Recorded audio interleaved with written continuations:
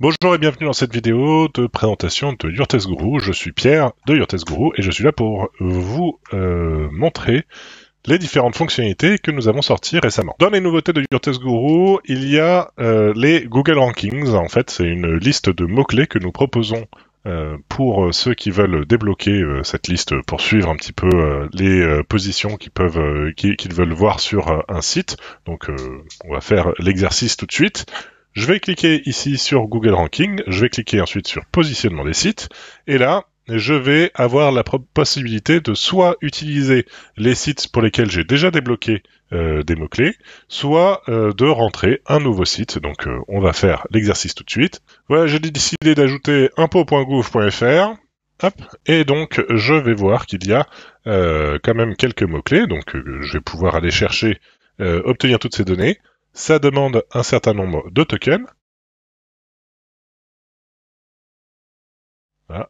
1000 tokens pour le traitement de cette donnée. Donc ce sont des tokens IA. Attention à ne pas confondre avec les jetons qui servent à la création des guides. Lorsque l'outil a fini de récupérer les mots-clés qu'on connaît du coup pour le site que vous avez rentré, eh bien vous allez avoir une notification qui va apparaître, donc soit dans le centre des notifications ici, soit en bas à droite, ou alors si vous êtes resté sur la page, ça va actualiser la page. Voilà à quoi ça ressemble sur un site sur lequel on a déjà débloqué les informations. Hop, recette américaine par exemple.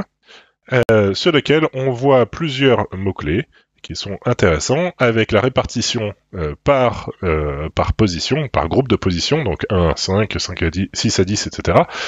Et on ne dépasse pas la position 25 parce qu'on considère qu'au-delà de 25, les mots-clés sont peut-être pas pertinents. Vous avez la possibilité de récupérer les mots-clés sur Google FR, Google.com, Google.co.uk et Google.es. Donc c'est sur respectivement du français, de l'anglais des US, de l'anglais de Grande-Bretagne, ainsi que de l'espagnol d'Espagne.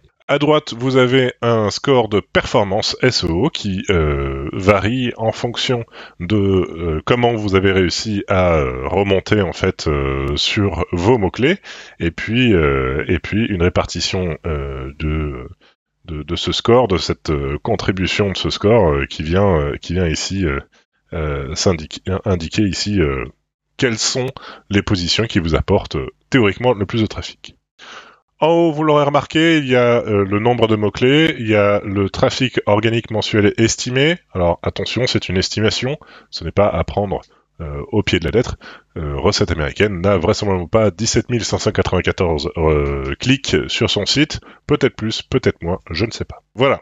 Comment il faut utiliser ce trafic organique mensuel estimé? Il faut le comparer avec le trafic organique mensuel estimé de certains de vos concurrents pour voir s'ils performent plus ou moins bien que vous.